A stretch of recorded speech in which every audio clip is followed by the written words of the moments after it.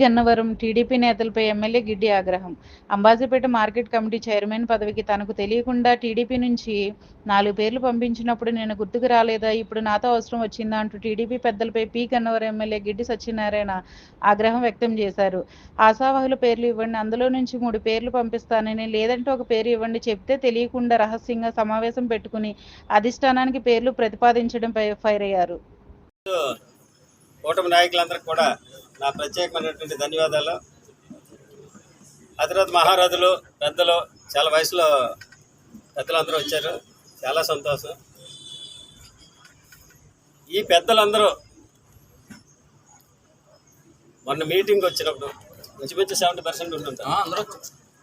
అయితే ఆ రోజు నేను చెప్పింది ఏంటి, ఎవరైతే ఆశావాహులు ఉన్నారో వాళ్ళ పేర్లు ఇస్తే దాన్ని బట్టి ఒక 3 కుదించి పంపిస్తాను, లేదంటే సింగిల్ పేరు పంపిస్తాను.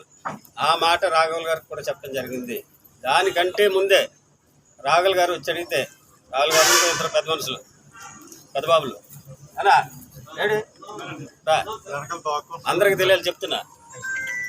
వీళ్ళు వచ్చి అడిగితే, సార్ మీరు నాకు చెయ్యాలి, ఈ పదవి నాకు కావాలని రాఘవుల్ గారు అడిగితే తప్పనిసరిగా మాట ఇచ్చాను లేదు సార్. ఒకవేళ అంతకే 3 పేర్లుగా పంపుల్సి వస్తే నా పేరు మొదటి పెట్టండి అన్నారు, దానికి కూడా మాట ఇచ్చలేదు అడిగారు.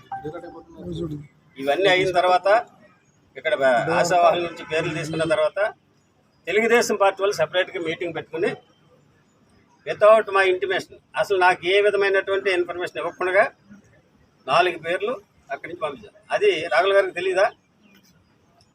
తెలుగుదేశం పెద్దలకు తెలీదా? నీటి సంఘాల్లో కానీ కోఆపరేటివ్ సొసైటీస్లో కానీ నాతో కూర్చుని నేను ఇక్కడ వాళ్ళతో సంప్రదించి ఫైనలైజ్ చేసినటువంటి సందర్భం, ఏ విధమైనటువంటి గొడవ లేదు. ఎవరికెవరికైతే కేటాయించామో అందరూ సక్రమంగా తీసుకున్నారు.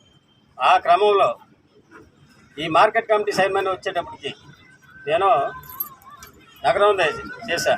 ఫస్ట్ మా అధిష్టానం నుండి పేరు ఇవ్వమంటే ఇచ్చా. దాని తర్వాత 2 రోజులకే లేదు రిజర్వేషన్ మారిందని చెప్పి అధిష్టానం చెప్తే ఎలా చెప్తే అలాగే ఇవ్వాల్సిన బాధ్యత మాపై ఉంటుంది. 2 రోజుల తర్వాత నేను పేరు మార్చితే అది ఏమన్నారంటే, ఈయన కావాలని మార్చి అవి కూడా ఎమ్మెల్యే చేతుల్లో ఉండదు. అది కూటమి ప్రభుత్వం వాళ్ళు 3 కూర్చునే మాట్లాడుకుంటారు, దాని ప్రకారం చేస్తారు.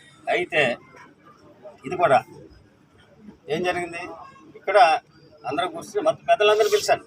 పెద్దలందరూ లోపల కూర్చుని మాట్లాడడం, ప్లస్ ఇక్కడ నాయకులతోటి కార్యకర్తలతో అందరితో మాట్లాడిన తర్వాత వీళ్ళు తీసుకున్నటువంటి నిర్ణయం ఏంటంటే, ఎమ్మెల్యే గారికి తెలియకుండా, ఎమ్మెల్యే గారికి అసలు కాగితం ఇవ్వక్కర్లేకుండా అక్కడి నుంచి పంపించుకున్నారు. 4 పేర్లు పంపించారు. మరి 4 పేర్లు పంపించుకున్న తర్వాత అంటే ఏంటి అంటే ఎమ్మెల్యే గారికి అవసరం లేదు, మరి ఇప్పుడు ఎలాగ అవసరం, ఇప్పుడు ఎలా చేయాలి? ఆల్రెడీ అక్కడికి అధిష్టానానికి పంపించేశారు, దాన్ని ఏం చేయాలి? మరి మీరు అందరూ కలిసి ఆ కాగితం రప్పిస్తారా? అదే కదండి. మరి నేను ఏం చేయాలి? నా ప్రమేయం లేకుండా కూటమి ప్రభుత్వం అయి ఉండి, కూటమి నాయకులు అయి ఉండి, నాతో ఉండి అన్నీ చేసినటువంటి వ్యక్తులు నాకు తెలియకుండా పంపించేస్తే ఇప్పుడు నేను ఏం డెసిషన్ తీసుకోవాలి మీరు చెప్పండి. నేను రాఘవుల్ గారు పెద్ద మనిషి, ఆయనకి నేను గౌరవిస్తాను. ఏది చెప్పినా అంట అడగండి. ఇప్పుడు పార్టీతో సంబంధం లేదు, ఇక్కడ పెద్ద మనుషులు పార్టీతో సంబంధం. ఎందుకంటే నేను ఎలక్షన్ సందర్భంలో వచ్చిన తర్వాత ప్రత్యేకించి వాళ్ళ మిల్ దగ్గర మీటింగ్ పెట్టి నాకు కొత్త తెలియదు కూడా ఆయనే అన్ని ఖర్చులు పెట్టుకుని చేసేటువంటి సందర్భాలు ఉన్నాయి. అటువంటి గ్రాట్యూడ్ నాకు ఉంటుంది. ఇక్కడ తిన్న అక్కడ మాట్లాడే వ్యక్తులు కాదు. అయినా కూడా మరి ఈ విధంగా చేశారంటే దీంట్లో ఎవరు ద్రోహం చేశారు, ఎవరికి చేశారు? మా జనసేన పార్టీ నాయకులు ఏంటి మీరు ఆలమిదులతో పెద్దోళ్ళు పెద్ద ఆయన గౌరవిద్దాం అన్నాను లేదా? నగరం కమిటీ విషయంలో కూడా అలా చేశారు. 9 డైరెక్టర్లకు ఇచ్చినప్పుడు కూడా మేము అడిగాం. నేను కూడా అన్నాను, ఏమన్నాను, ఇప్పుడు 9 తీసుకున్నారు నాకు ఇవ్వాలంటే ఇప్పుడు ఏమన్నారు, అధిష్టానం నుంచి అలా రాలేదన్నారు. సరే, అధిష్టానం నుంచి వచ్చిన దానికే కట్టుబడి ఉందా? మరి మీ అధిష్టానం ఏం చెప్పింది? ఎమ్మెల్యే అవసరాలకు మీరు పంపించామని చెప్పిందా? తప్పుడు రాజకీయాలు చేయకూడదు. సీనియర్స్ అయితే అయ్యి ఉండొచ్చు, లేకపోతే బాగా తెలివైన వాళ్ళు అయ్యి ఉండొచ్చు, కానీ ఒక పద్ధతి ప్రకారం వెళ్తేనే అది నడుస్తుంది, అన్నిసార్లు నడవదు. నా వల్ల న్యాయమని కాదు, నేను మీ కోరిక మేరకు ఇంప్లిమెంట్ చేస్తాను అంతే. ఎందుకంటే అది నా చేతిలో లేకుండా చేస్తారు. బ్లంట్ గా చెప్తున్నా, మీ ఏళ్ళతో మీకు అందుకోండి సార్ అంతే. దానికి వెళ్ళి మాట్లాడలేదు, మీ ఏళ్ళతో మీకు అందుకోండి సార్, దాన్ని బట్టి అర్థం చేసుకోండి. నేను మీకు మాట ఇచ్చాను, మీరు చంద్రబాబుతో వచ్చినప్పుడు మీరు చెప్పినట్టు వింటానని చెప్పాలి లేదా? ఏదైనా